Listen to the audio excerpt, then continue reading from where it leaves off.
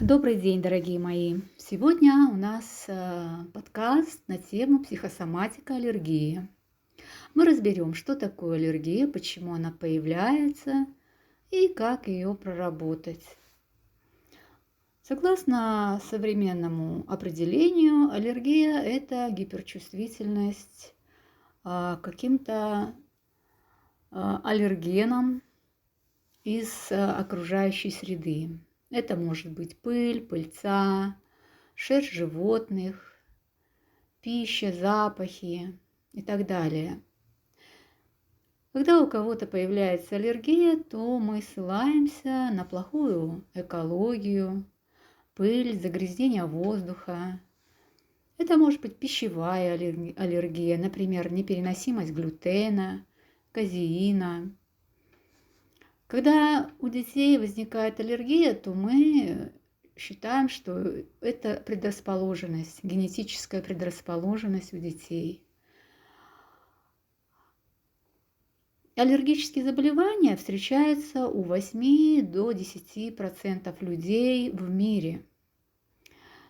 И современная медицина дает такое, так сказать, такой способ лечения аллергии, как самый наилучший – это избегание контакта с аллергеном. Ну, например, такие рекомендации, как не ездить на природу, когда у человека, например, аллергия на цветение, пыльцу, проводить регулярные влажные уборки, носить защитные маски. К сожалению, есть еще огромное количество лекарств, которые люди могут пить, но которые не дают никаких результатов. Давайте сейчас разберем, как появляется аллергия. Аллергия, она появляется на коже в виде каких-то высыпаний, может появиться как симптом насморка, покраснение в глазах, резь в глазах. И симптомы могут быть самыми разными. Органы, которые включаются, это могут быть кожа, нос, глаза, дыхательная система, пищеварительная система. Симптомы, которые возникают, как я уже сказала, покраснение глаз, насморк, першение в горле, кашель, удушье, зуд на коже, тошнота, рвота и другие симптомы. Кто-то реагирует на пищу, это будет пищевая аллергия, на лекарства – лекарственная аллергия, на животных, на насекомых. Почему же возникает аллергия? Представьте себе, что у человека есть аллергия на кошку, на ее запах или шерсть. Почему это происходит? Как правило, мы думаем, что это действительно связано с кошкой. Но в действительности кошка здесь вообще ни при чем. Была какая-то ситуация. Ситуация могла быть в детстве, могла быть уже во взрослом возрасте. И там возникла ассоциация. Например, была какая-то сильная эмоция, страх и какой-то конфликт. И в этот момент наше подсознание записало все, что с нами в этот момент происходило. Это происходит совершенно автоматически, на бессознательном уровне. Это может быть все, что происходит вокруг нас. Например, мы находимся на природе, снаружи, в парке, и рядом находятся цветущие деревья, травы, то запишется их запах. Если рядом будет находиться кошка, то запишется и запах на кошку, шерсть кошки. Если в воздухе будет пыль, то запишется и пыль. Если в этот момент мы будем что-то есть, то запишется эта еда, вкус этой еды. Все это запишется, все, что записалось, это так называемые треки. И они могут быть самыми разными. Ну, давайте представим какую-то ситуацию. Например, маленький ребенок, который испугался собаки. И в это время одновременно происходили какие-то другие вещи параллельно с собакой. То есть ребенок находился на улице и испытал сильный конфликт страха, связанный, ассоциированный с собакой. И подсознание также запишет все, что с ним происходит. Если там запах, пыль, люди, какие-то еще факторы внешней среды, все это запишется. Эмоция может быть самая разная. Это может быть страх. Страх – это самая сильная эмоция. Это может быть раздражение, злость, обида. И плюс какие-то внешние факторы. Факторы, как я сказала, бывают самые разные. И поэтому, когда мы встречаем этот фактор опять, то у нас сразу появится симптом. Симптом, который ассоциировался с данным треком, то есть каким-то внешним фактором. Возникают также заболевания, связанные с кожей. То есть кожа – это наш самый первый защитный орган. И она будет реагировать на этот внешний фактор. И когда человек сталкивается с этим раздражителем, фактором, аллергеном, например, какой-то запах, вкус, животное, то тело будет реагировать и включать защитную реакцию. Например, на теле появится сыпь на коже. Диагнозы бывают самые разные. Например, сыпь на коже, крапивница, нейродермит, атопический дермит, экзема. Симптомы, связанные с носом, аллергия, аллергический ринит, с дыхательной системой, бронхиальная астма. Так как же нам проработать этот симптом? Постарайтесь вспомнить, что произошло с вами в течение суток, которые предшествовали появлению этой аллергической реакции, этого симптома. Вам нужно погрузиться в свое подсознание и вспомнить ту ситуацию, после которой у вас появился этот симптом. И поскольку в этот момент работают все каналы восприятия, то и записались какие-то другие внешние факторы. То есть какой-то запах, может быть, вкус, какие-то тактильные ощущения. И нужно представить эту картинку. Представить и вспомнить все, что там вы ощущали.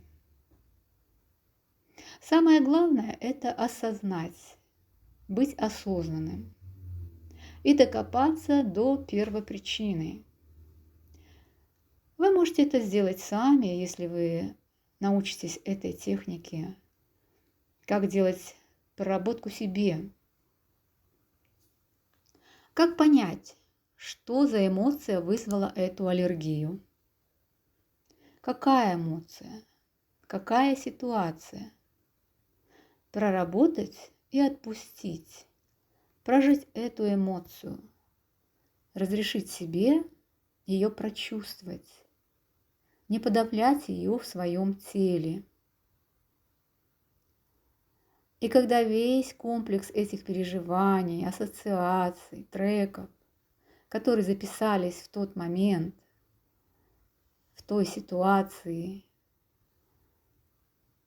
будет осознан, то эта ассоциация сама распадется. То есть самое главное – осознать. Ассоциация распадется между этой ситуацией, эмоцией и всем тем, что записалось в тот момент в наше бессознательное. Как только мы поймем, что это была за ситуация, вы ее отпустите. Вы отпустите эту ситуацию и проживете ту эмоцию, которую вы сохранили в своем теле. Дело в том, что клетки нашего тела, они имеют память. И эти эмоции сохраняются у нас в теле. Поэтому важно отпустить эту эмоцию. Например, если вы злились в тот момент, то скажите, проговорите: «Я зол, я зол, я разрешаю себе злиться». Если вы раздражались в тот момент, скажите: «Я раздражен». Что вы чувствуете? Выскажите это обязательно, проговорите это. И тем самым, после того, как вы проговариваете ваши эмоции, что вы чувствуете, вы отпускаете эти эмоции. Например, я зол, мне неприятно, я не хочу говорить с этим человеком, который вызывает у меня эти чувства. И прожить это. Представить эту ситуацию и сделать то, что вы там не разрешили себе прожить какую-то эмоцию. И после этого вам станет легче. Тем самым вы отпускаете эту ситуацию. И тем самым осознаете, что это было, и проживаете. Наша психика проживает эту эмоцию, и тем самым вы закрываете гештальт. То есть то, что вы не прожили, какую-то эмоцию. И этот симптом постепенно пройдет. Конечно, он может пройти не сразу, поэтому вы не расстраивайтесь и не отчаивайтесь, если у вас опять появится этот симптом через какое-то время. Вы понимаете, почему появился этот симптом? И ваша осознанность поможет понять и отпустить его постепенно.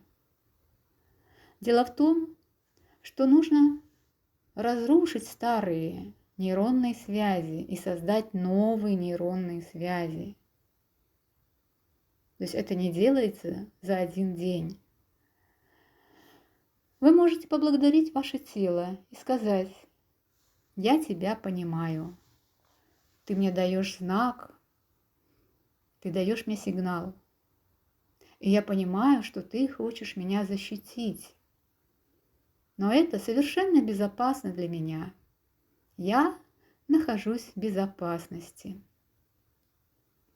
Дело в том, что наша психика, наше бессознательное всегда защищает нас и пытается нас обезопасить от какой-то ситуации, от какой-то опасности, которое оно записало в тот момент, когда мы испытали какую-то сильную эмоцию, страх, раздражение, злость. И наше бессознательное записало все, что было вокруг нас в тот момент, чтобы обезопасить нас и чтобы избежать эту ситуацию в будущем. Это механизм выживания. И это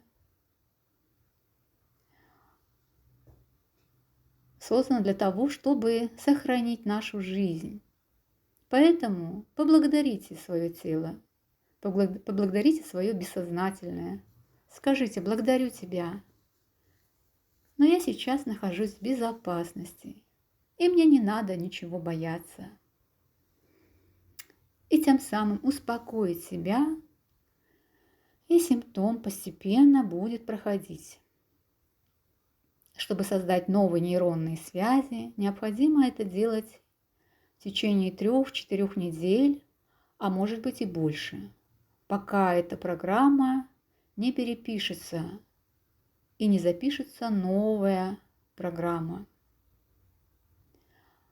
Что не надо защищаться телу, что не надо телу посылать эти симптомы. Тем самым вы становитесь осознаннее и начинаете понимать язык своего тела. Благодарите свое тело, посылайте ему свою любовь. Когда мы целостны, наше тело, психика живет в гармонии, тогда и тело наше здорово. Надеюсь, вам было это полезно. На следующем подкасте мы разберем такой симптом, как псориаз. Всего вам доброго и до новых встреч!